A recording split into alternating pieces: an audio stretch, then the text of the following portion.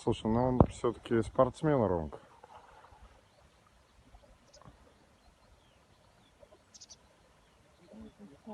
Юрий, здравствуйте. Сегодня у нас 29 число.